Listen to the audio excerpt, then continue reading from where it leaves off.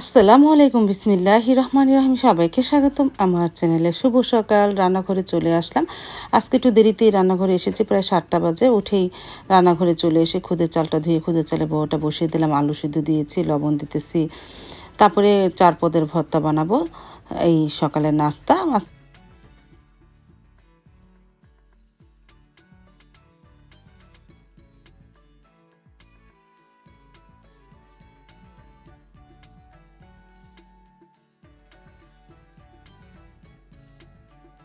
তারপর তো আলু সিদ্ধ হয়ে যাবে। আলু ভর্তা, চাপা ভর্তা আর শুটকি ভর্তা বানানো হয়েছে। এখন কালিজিরা ভর্তা বানাচ্ছি।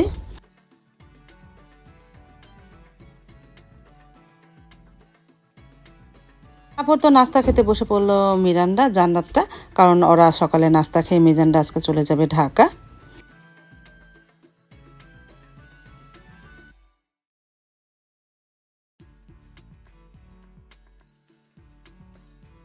আমিও তাদের সাথে খেতে বসে পড়লাম। অবশ্য সাইদুল্লাহ বাবা বাসায় নেই। সকাল 8টা বাজে তাড়াতাড়ি চলে গেল একটু দোকানে।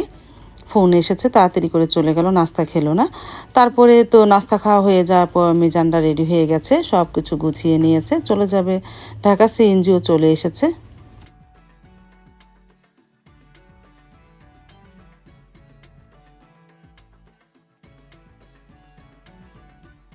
সিএনজিও চলে এসেছে, এক এক করে সবাই গুছিয়ে নিতেছে।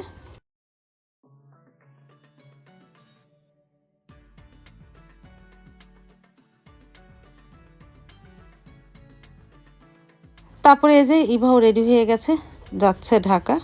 আর কি বলবো, বাসাটা খালি হয়ে যাচ্ছে। ঈদের মধ্যে ঈদের আমেজ শেষ। আজকেই তো ঈদের 3য় দিন ছিল। তারপরে তো এই যে জান্নাত বুড়িরা সিএনজিতে উঠে পড়লো এক এক করে।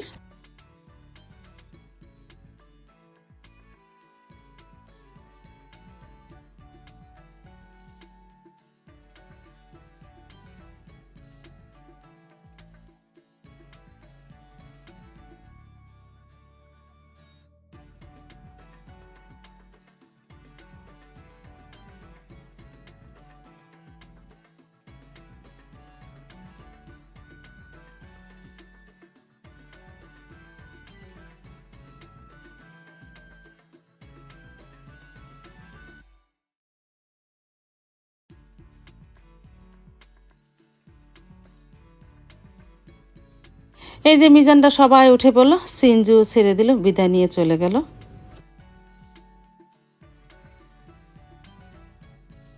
তারপরে সারাবনিকে সকালে নাস্তা দিলাম। গতকালকে 2-1 টুকরা গোস্ত ছিল, একটু ঝোল দিয়ে একটা রুটি ভেজে দিলাম আর সকালের নাস্তা। আর সকালের নাস্তার পরে তো অনেক কিছু জমেছে, এগুলি সব ধোয়া পাকলি করব।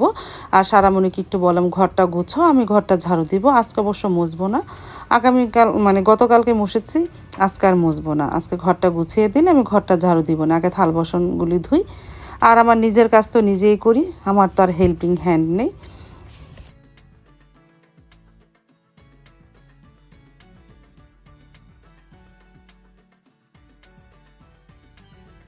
সারামণি ঘর গুছানোর পর একটু ভিডিও করেছে, দেখো আমি কত সুন্দর করে ঘর গুছিয়েছি। মাশাআল্লাহ, অনেক সুন্দরই হয়েছে।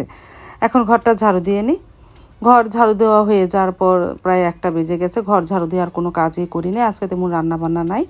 ভাত ফ্রিজে ছিল, তারপরে তেলাপিয়া মাছ বের করে রেখেছি, ভাজবো। আর মা আজকে বড় ভাইদের ঘরে দুপুরে খাওয়া দাওয়া করবে, এই জন্য আর রান্না করলাম না। সাইদুল বাবাও চলে এসেছে, এখন প্রায় 1টা মতন বাজে। সিঙ্গারা সমোসা নিয়ে এসেছে, আমরা খেয়ে নিলাম আলহামদুলিল্লাহ। সাইদুল বাবা আসার পর আমি সকালে কাজ করে একটু শুয়েছিলাম। তারপরে সাইদুল বাবা আসার পরে ডাক দিল, এই সিঙ্গারা সমোসা খেয়ে নিলাম। তারপরে মাছ ভেজে নিব। মাছ ভেজে সকালের খুদের চালের বউয়া আছে, তারপরে ভাত আছে, তাই দিয়ে খেয়ে নেবেন। তারপরে রান্নাঘরে চলে আসলাম মাছ ভাজতে। ও, আবার একটু গরুর গোস্তও বের করছি। মেয়েরা যদি মাছ ভাজা না খায়, ওদেরকে একটু গরুর গোস্ত জালটা দিব না, তারপর একটু জাল দিয়ে দিলাম। ওরা তো আর তখন খায়নি, ওরা খেতে খেতে প্রায় 2:30-3টা বাজে খেয়েছে। গরুর গোস্ত তো আস্তে আস্তে জাল দিতে হয়। এই গরুর গোস্তটা শুধু লবণ দিয়ে জাল দিতে হয়, খেতে খুবই ভালো লাগে। তোমরা একদিন ট্রাই করে দেখো। তারপরে তো মাছ ভাজা হয়ে যাওয়ার পর আমি আর সাইদুল বাবা খেতে বসে পড়লাম। ভাত গরম করেছে, সে বলতেছে না ভাত খাবো না, বউই খাবো, খুদের চালের বউয়া, কারণ সে সকালে খায়নি। তারপরে ভাত রয়ে গেল, আমি আর সাইদুল্লাহ বাবা খুদের চালের বউয়া দিয়ে মাছ ভাজা দিয়ে ভর্তা দিয়ে খেয়ে নিলাম আলহামদুলিল্লাহ।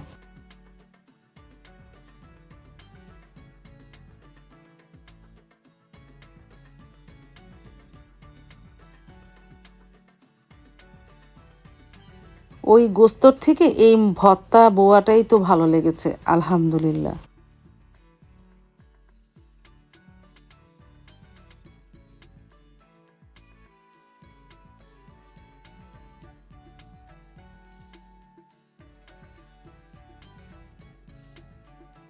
তারপরে ঘন্টা দুয়েকের মধ্যে এই গরুর গোস্ত জাল দেওয়া হয়ে গেছে। আজকে আমি আবার এই জাল দেওয়ার গোস্তের মধ্যে একটু কাঁচামরিচ রসুন দিয়েছিলাম, ভালো লাগবে দেখে, এই জন্য ভালো বলে হয়েছে। আমি অবশ্য খাইনি, সাদুল্লা বাবা হয়ে যাওয়ার পর মেয়েকে খেতে দিল, ছোটো মেয়েকে ভাত দিয়ে গরুর গোস্ত দিয়ে খেলো, জাল দেওয়া গোস্ত দিয়ে।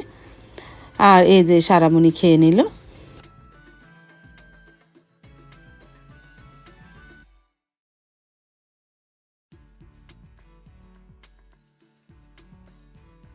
দুপুরে খাওয়ার পরে তো আর ভিডিও করা হয়নি। তারপরে বিকেল দিক দিয়ে সারামণি এই মানে আমের পুটিংটা বানিয়েছে, দুধ দিয়ে আম দিয়ে এই পুটিং বানিয়েছে, মাশাল্লাহ ভালোই হয়েছিল। সবাই খেয়ে খুব প্রশংসা করলো সারামণিকে। তারপরে একটা কাজ হলো, দেখো আমি বাহিরে গেছি, দেখি একটু কাঁঠালের ঘ্রাণ পাচ্ছি, দেখি এই কাঁঠালটা পেকে গেছে। এটা আমার গাছের গোড়ায় 3টা কাঁঠাল হয়েছে, একটা কাঁঠাল পেকে গেছে। তবে সেটাকে কাটলাম, কেটে ঘরে নিয়ে আসলাম। মানে প্রথমে বাহিরে ছিল, কষ পড়েছে, কাঁঠালের কষ পড়ার পর আমি একটু ভাঙলাম বাহিরে। সারামণি তো আর সইতেছে না, বলতেছে আম্মু ভাঙো। তারপর একটু ভেঙে সারামণির প্রথম রোয়াটা মানে ওকে দিলাম। অনেক মিষ্টি ছিল আর অনেক মজা ছিল কাঁঠালটা।